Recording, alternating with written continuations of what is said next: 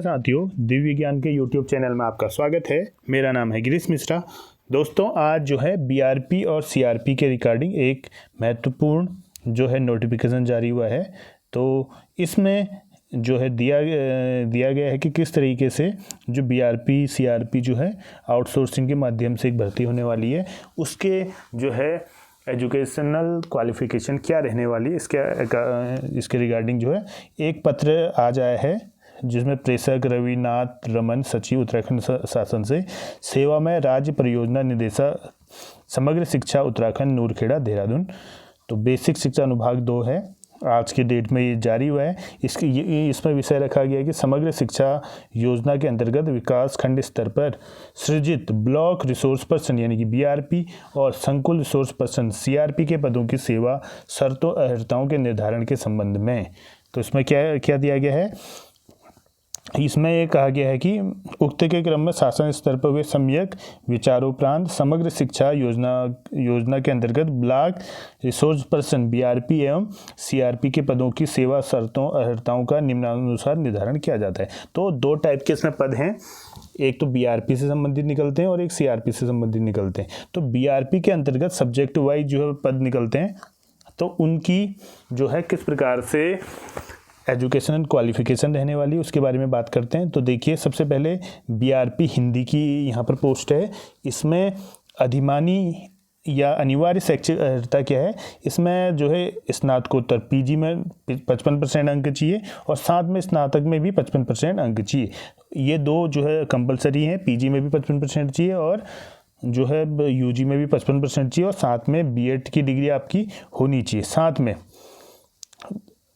तथा हाँ। और इसमें जो है सिर्फ फ्रेश कैंडिडेट ही जो है अप्लाई नहीं करेंगे। मान लो जो शिक्षक रिटायर हो गए हैं, उनके लिए भी इसमें पोस्ट है। तो ये कह रहा है कि सेवानिवृत्त शिक्षकों हेतु B.Ed अथवा LT अगर उन्होंने किया हुआ है तो वो भी इसके लिए एलिजिबल होंगे। साथ में C.TET और U.TET का प्रमाण पत्र चाहिए है और कंप्यूटर की बेसिक इसमें नॉलेज चाहिए, MS ऑफिस, पावरपॉइंट, ईमेल आदि का ज्ञान आवश्यक है। और एज लिमिट इसमें 21 से 42 साल रखी गई है और सेवानिवृत्त शिक्षकों के लिए अधिकतम 65 वर्ष तक बढ़ सकती है। और साथ में मानदेय इसमें भारत सरकार द्वारा निर्धारित अधिकतम सीमा अथवा आउटसोर्स एजेंसी के अनुसार न्यूनतम हो। लगभग मेरे ख्याल से इसमें 40,000 के आसपास इसमें सैलरी है, 35 से 40,000 के बीच में सैलरी मिलनी है। और जितने पद हैं उनका 10% जो है रिटायर्ड टीचरों का होंगे और बाकी 42 पर जो है अन्य पद होंगे। तो इसमें देखेंगे हिंदी में 47 पद हैं इसमें। तो कहने का मतलब है 47 पद हैं। और ये जो है इसका सिलेक्शन कैसा होगा, जहाँ तक अभी तक सुनने में आ रहा है कि मेरिट वाइज होगा। तो मेरिट अगर लगनी है इसमें, तो मेरिट में आपको पता है मेरिट बहुत हाई जाएगी, ठीक। तो 55% तो रखा हुआ है, तो 55% पर जो है सिलेक्शन होगा नहीं, क्योंकि आपको पता है पुराने लोगों की उतनी अच्छी परसेंटेज नहीं आती थी। लेकिन जब से ये सेमेस्टर सिस्टम लागू हुआ है, एजुकेशन जो है थोड़ा का प्रसार ज़्यादा हुआ है, तो परसेंटेज भी अच्छी आती है। तो 55% पे तो बहुत टफ है जो है सिलेक्शन होना। ये सिलेक्शन हो सकता है 70%, 75% तक जिनका एवरेज बनेगा, चाहे वो हाई स्कूल से अगर मेरिट लगाएं या फिर जो दे रखा है स्नातक, स्नातकोत्तर, B.Ed या C.TET, इतनों के भी लगाते हैं तो फिर भी ये मान के चलो 70 से ऊपर ही उसमें मेरिट जानी है। तो इस तरीके से इसमें चीज़ें होने वाली है। इसी प्रकार ये हिंदी की थी, अंग्रेजी की भी है। इसमें हिंदी में टोटल पद 47 है, अंग्रेजी में बिल्कुल सेम क्वालिफिकेशन है, एज क्राइटेरिया भी सेम है और जो है 5 पद इसमें भी हैं आपके पुराने टीचरों के लिए यानी रिटायर्ड टीचरों के लिए और 42 पद जो है फ्रेश कैंडिडेट के लिए होंगे। तो टोटल 47 पद हैं। इसी प्रकार विज्ञान विषय में भी देखेंगे तो क्राइटेरिया सेम है, स्नातक भी चाहिए, स्नातकोत्तर भी चाहिए 55% के साथ, एज लिमिट भी 21 से 42 वर्ष है। 5 जो पद हैं रिटायर्ड टीचरों के लिए और 43 पद जो है हमारे फ्रेश कैंडिडेट के लिए, इसमें भी 48 पद हैं। इसी प्रकार गणित विषय में भी आप देखेंगे लगभग क्राइटेरिया सेम है जैसा होना है, ठीक। इसमें भी 48 पद हैं, 5 पद रिटायर्ड टीचर और 43 फ्रेश भर्ती। इसी प्रकार सामाजिक विज्ञान SST के लिए इसमें भी जो है आपको क्राइटेरिया सेम मिलेगा, ठीक। लेकिन आप ध्यान रखिएगा कि आपके ग्रेजुएशन में अर्थशास्त्र, राजनीति शास्त्र, भूगोल, इतिहास, इनमें से जो है किसी एक में 55% अंकों के साथ स्नातकोत्तर उपाधि इसमें होनी चाहिए और साथ में अर्थशास्त्र, राजनीति शास्त्र, भूगोल या इतिहास में से किन्हीं 2 विषयों के साथ आपने ग्रेजुएशन करना हो, 55% अंक आपके उसमें होने चाहिए। ये जो है इसका क्राइटेरिया है। और इसमें पदों की संख्या थोड़ा ज़्यादा है। इसमें जो सेवानिवृत्त शिक्षक हैं उनके लिए 10 पद हैं और फ्रेश के लिए 85 पद हैं, तो टोटल 95 पद इसमें होने वाले हैं। और इसी प्रकार ये तो बीआरपी के हो गया। अब एक सीआरपी है। 2 टाइप के पद आने, मैंने आपको कहा था एक बीआरपी आने एक सीआरपी आने। तो बीआरपी तो सब्जेक्ट वाइज आएंगे, जबकि सीआरपी के लिए ऐसा क्राइटेरिया नहीं है, सब्जेक्ट वाइज नहीं है। इसमें क्या है क्राइटेरिया? इसमें विधि द्वारा स्थापित मान्यता प्राप्त विश्वविद्यालय से 55% अंकों के साथ किसी भी विषय में स्नातकोत्तर उपाधि इसमें होनी चाहिए। तो इसमें ग्रेजुएशन का नहीं है, इसमें आपको पीजी में 55% चाहिए और यूजी का इसमें क्राइटेरिया नहीं रखा गया है। उसके साथ साथ जो शिक्षा स्नातक अथवा बीएड तथा सेवानिवृत्त शिक्षकों हेतु बीएड अथवा एलटी इसमें होना चाहिए। सीटेट यूटेट इसमें भी मांगा गया है और कंप्यूटर का बेसिक ज्ञान इसमें मांगा गया है। और एज लिमिट 21 से 42 इसमें मांगी गई है।